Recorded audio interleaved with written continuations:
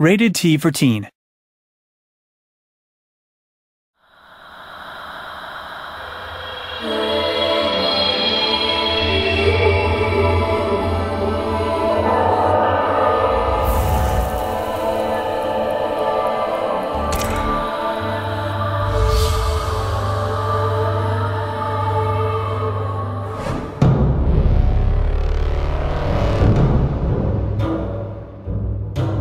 Beginning of the project, we had this core idea of adapting Journey to the West and giving it our own visual style.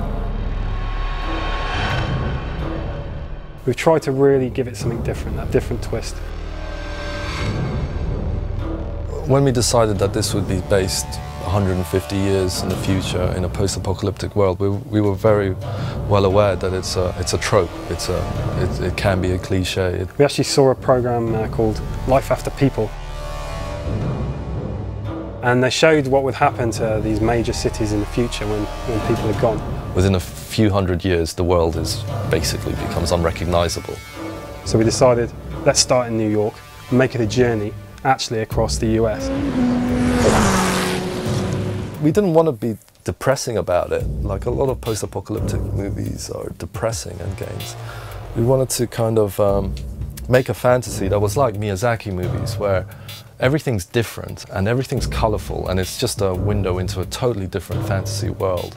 We thought New York would be a good place to ground it. If nature is reclaiming, then you need something to be almost aware of. Our style in terms of art is also very colourful, so we always want to put colour into all our games, and we want to add post-processing effects that you would normally see in movies to kind of make the image just feel alive. We could push the colors a lot because robots got rust, which can be orange, can be red. Skyscraper that's kind of got ivy completely all over it, or with a bed of poppies that are giving off all these shafts of red light. You can see evacuation notices in New York, you can see chemical warfare, biohazard symbols. Very often you see something that looks like a tree, but actually it's not a tree because it's maybe a piece of robot.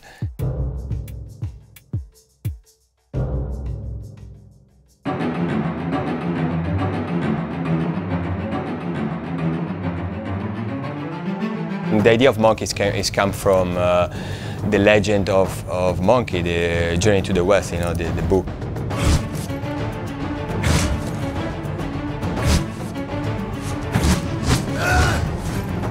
The original one has got a specific mask paint.